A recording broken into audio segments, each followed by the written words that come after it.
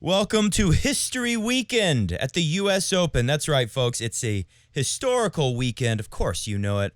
I know it. We're sick of hearing about history. History is the word we've heard more than anything else during this 2021 U.S. Open. Every media member, every interview with players. I mean, they even, Pam Shriver. She even managed to ask Maria Sakkari before she got destroyed by Count Raducu. In the match before, leading into the semifinals, after a quarterfinal win, they asked Sakkari, Pam Shriver did, how do you and the gals in the locker room feel about Novak Djokovic making history? And good on her to come up with some kind of satisfactory answer, because that was a terrible question. Speaking of terrible questions, take a listen to this one. Weinbaum from ESPN. Novak, you've said during this tournament that you have visions of holding the trophy and winning every slam, and you have very clear images. Yeah. What images are in your head for this Sunday? Exactly that one. Holding the trophy. Anything else in your mind? No, just that one. I mean, what was he expecting the answer to be? Of course, it was going to be, that what I said before. You're asking me what I was imagining? Yeah, the trophy. Me holding the trophy. What did he expect? Novak said, like, well, this time I imagined that I kick Danny in the stomach, and he falls on the ground, and I stand over him holding the trophy. That is what I visualized this time, Mr. ESPN.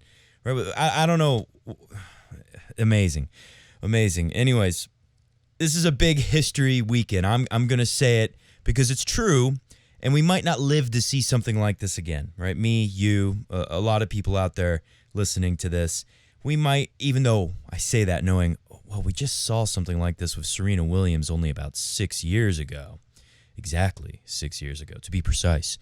But still, like, will we see a guy who's tied with two people his entire career have been considered better than him, Roger and Rafa, and considered the greatest of all time, and he's a distant third, then he's a really close third, and then he's maybe an equal, and now he may definitely, if he wins tomorrow, Novak Djokovic will surpass them and become the real GOAT.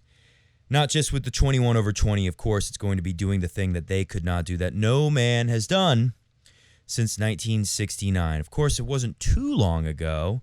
What was it, like about 30 years ago or so, since Steffi Graf won the Golden Slam. So, okay, maybe we'll live to see someone win all four in the same year again. But to see what we have watched with Djokovic and Federer and Nadal, I don't think we're going to live long enough to see that. And then throw in the day before, on September 11th of all days, two people who were not alive on September 11th. They would not be born for a couple more years. Two of them contesting for the women's trophy final. So we see that, this historical all-teenage final. On top of that, the winner came through qualifiers, first male or female to win a Grand Slam, to win a major, because remember, Djokovic is the one going for the Grand Slam. A major, one of the four tournaments that lead to a Grand Slam is considered a major. So to see someone who'd never, it's something like that, where a qualifier, which had never happened, men's or women's side winning a major, to see that happen in the all-teenage final the day before, the man who's tied with two of the two most popular tennis players of all time, probably, Roger and Rafa, the man who is tied with them, who's been considered a villain by most tennis fans, let's say close enough to most to say that, to see him go for the Grand Slam and go for number 21, all in the same 48-hour span. It's pretty amazing. So I don't think we'll live to see something like that again. So even if you hate Djokovic, please tune in tomorrow for the U.S. Open final and take it all in. And then we have a very interesting character on the other side. And then, of course, we got Danny Medvedev.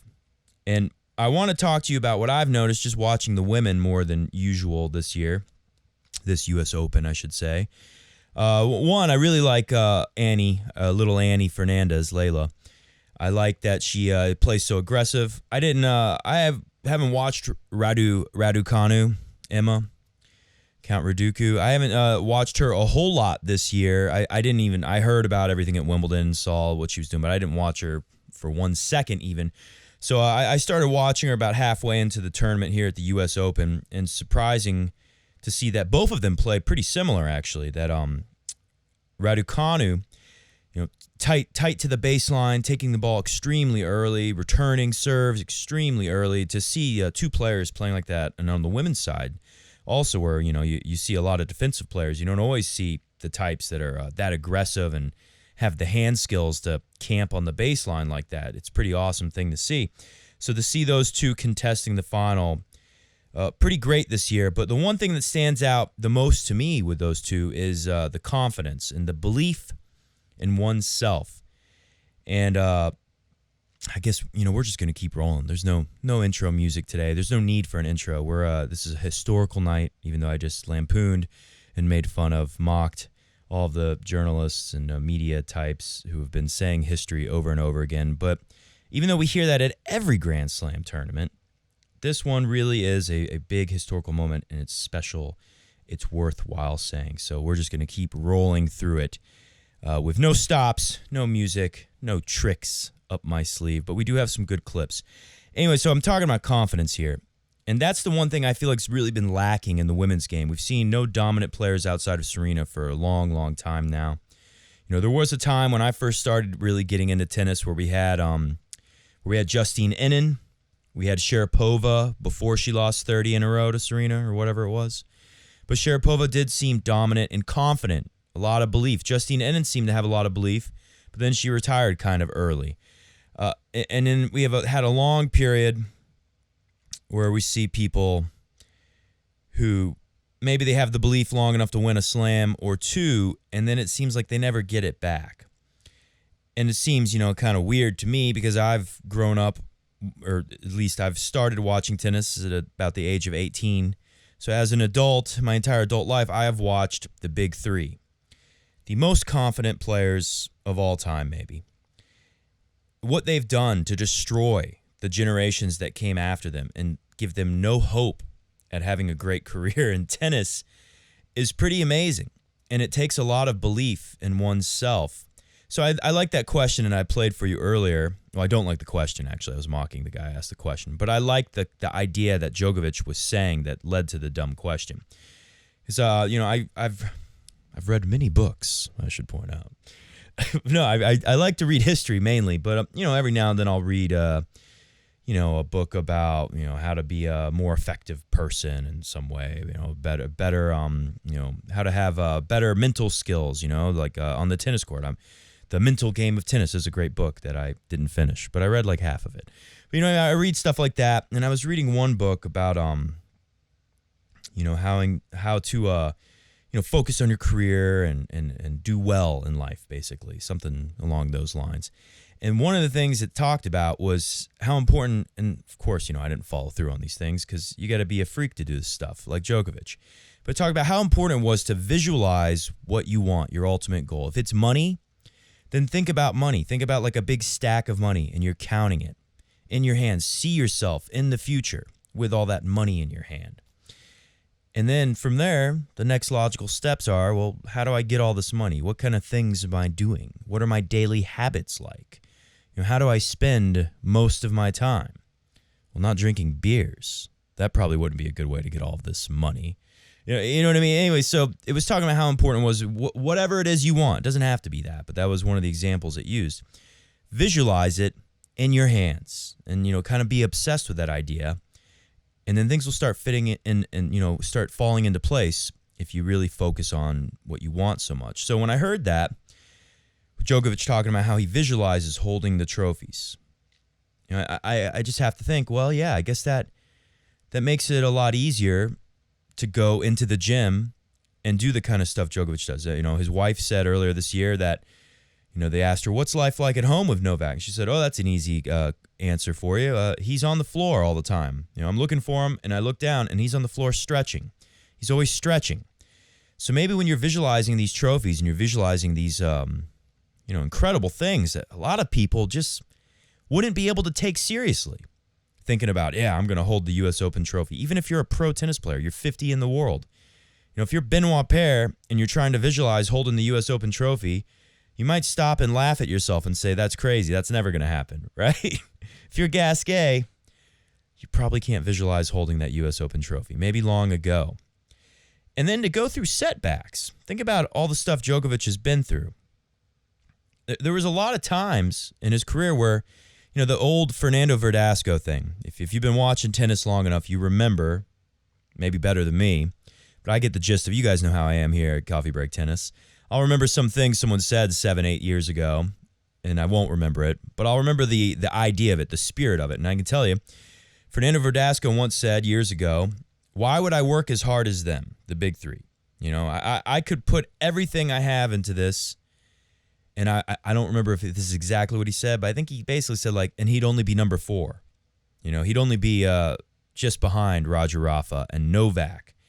And that he would have to sacrifice a lot in his life. I don't know if he talked about, whatever he likes to do for fun. I can't remember what it was, but whatever it was, it's something that Djokovic doesn't care about. I guarantee you that. It's something Djokovic can do without. Just take a listen to this clip. I want to play this clip for you really quick. I got just 2 more Djokovic clips. I know in the past, sometimes I'll play some really long clips.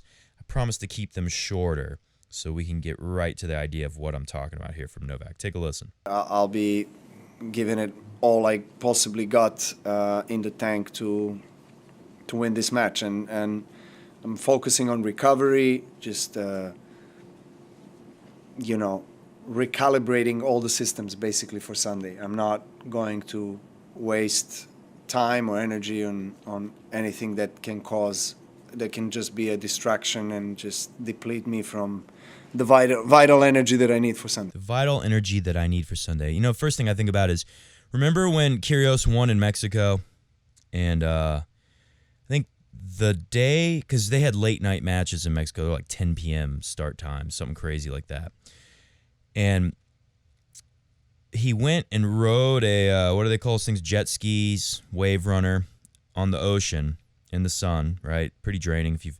I was just at the beach recently with the storms, and he was riding that thing around. Then he went out and beat Nadal. So a pretty cool story. Kyrgios was able to still beat, excuse me. He was able to still beat Nadal after all that. But long term, what did that do for him? Is he happy? Is he satisfied with that being the highlight of his career, or one of the few? And Djokovic would never do anything like that. So I don't remember exactly what Fernando Verdasco was talking about, but he basically said, I don't want to sacrifice all of that just to fall short of these big 3 guys anyway, right? It's not worth the sacrifice. I'm having a good life, making a lot of money, being number 10, being number 17 in the world. And a guy like Djokovic could never settle for that. And when I say a guy like Djokovic, I mean, how many guys like Djokovic are there? Roger and Rafa, obviously, there's 2 right there. But even them, do they go as extreme as Novak? I don't think so. I think, like you just heard in that little clip there, and you may have noticed, and I don't think it's Djokovic being rude, but it kind of seemed like that when I first noticed. When he's going through the media obligations on court, he is so quick to go pack up that bag, stop and, do the little people like to stick their head out, and he stands behind him. They take a selfie, and it looks like, they're standing next to each other, even though he's like a few feet behind him on court, and they're in the crowd still. And, he'll sign an autograph or throw some wristbands out. But he's very focused on getting off the court, doing his press obligation in the presser, and then conserving all of that energy. It would be interesting to take a closer look and see what he's like with the team and how extreme he does go in conserving all of that energy and blocking out anything that could be a distraction, as he said, anything that could take any of that vital energy away while he recalibrates himself to play the most important match of his life tomorrow. And like I said, if you love Djokovic or hate Djokovic, you gotta watch this and pay close attention to this, because this is something really special. Forget about the word history. Just think about Novak Djokovic, who could have settled for third place a long time ago. People would have liked him for it more, you could argue, right? He would have made more fans by surrendering and letting Roger and Rafa be the 2 GOATs, and Djokovic just, an occasional bad guy who gets in their way and goes down easy or something like that, right? People would have liked that more. Some people, a lot of people, you could say. Djokovic easily could have done that, had multiple millions of dollars, and been really happy. I think that's part of why we've seen this drought with the younger players.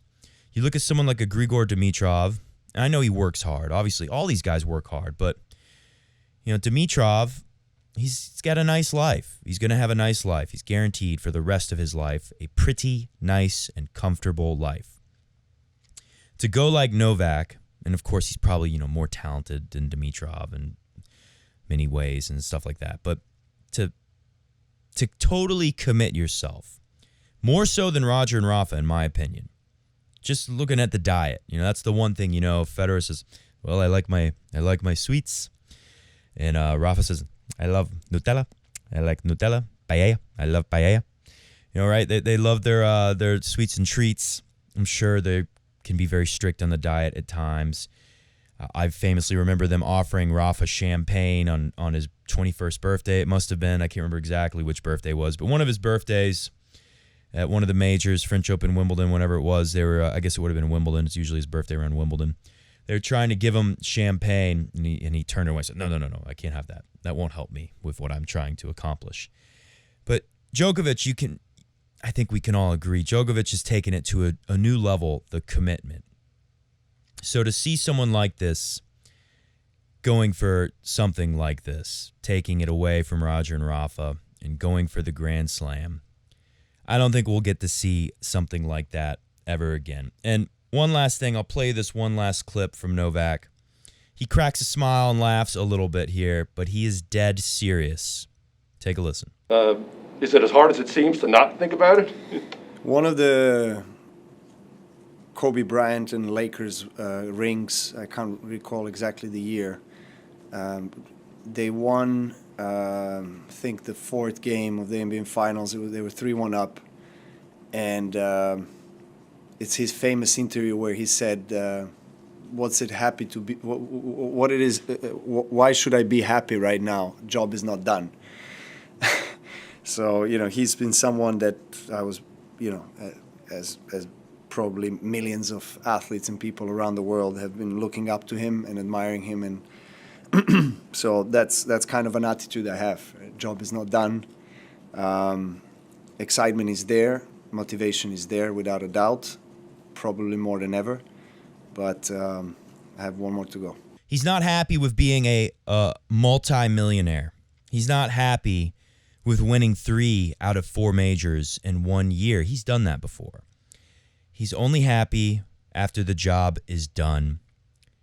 Kobe Bryant, very, very special. Out of all the greats of basketball, say the only person who's up there with Kobe is Michael Jordan.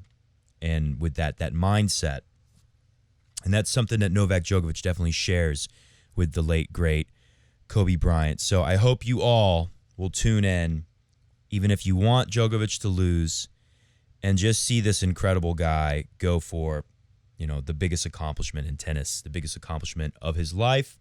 And then we'll see, how is his motivation after achieving it?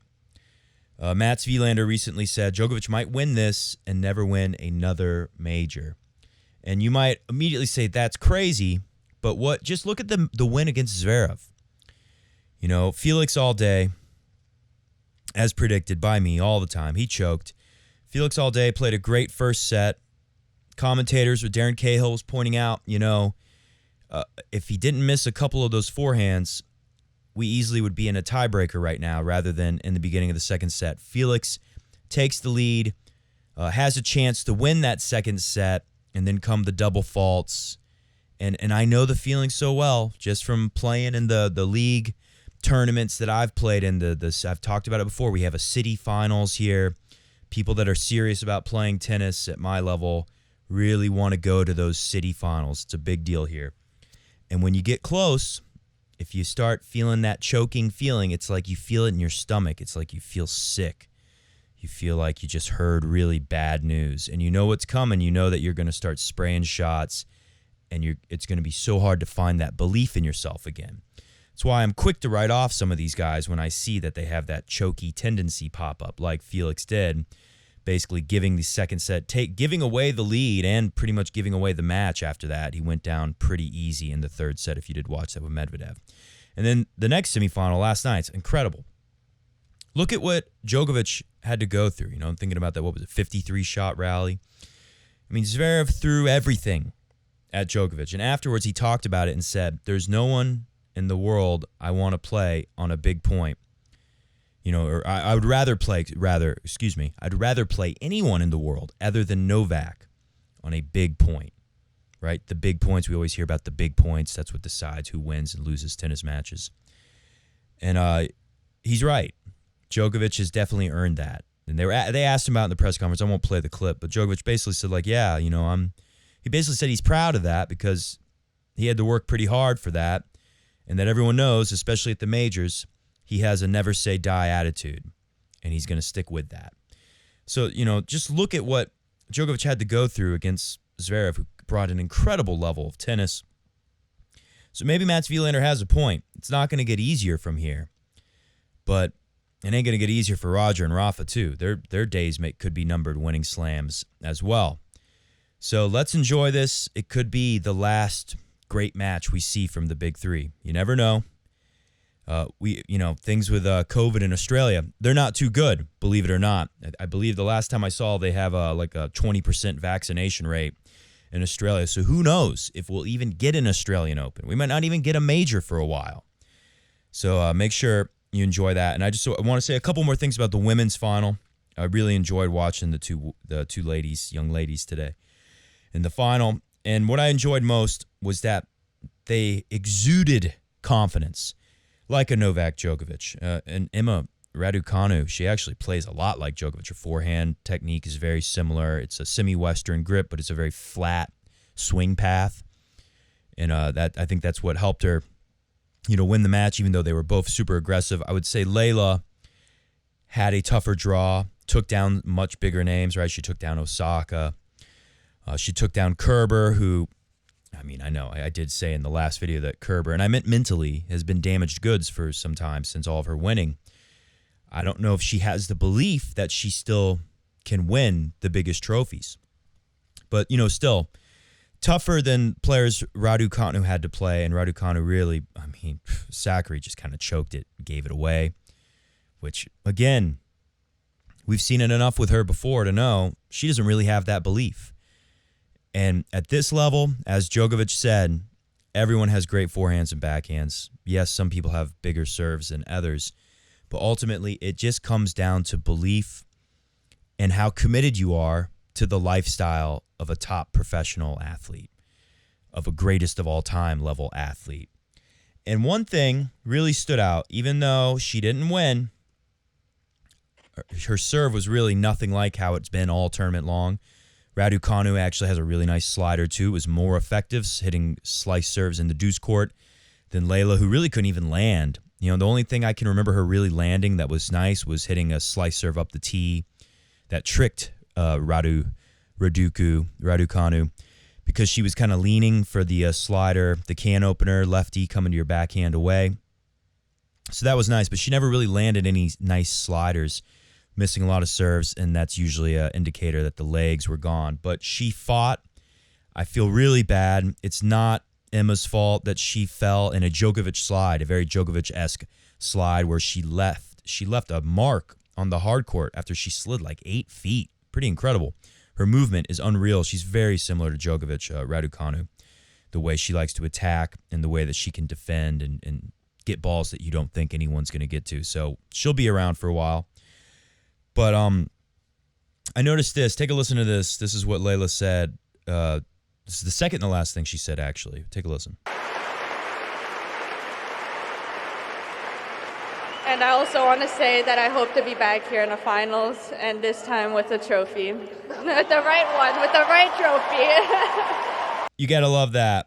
She's coming back, and next time she's going to have the right trophy. And I hope she can do it. That's the thing. Some people, when you're young, you have a lot of belief. That's part of why these two made it. It's easier to believe in yourself at that age.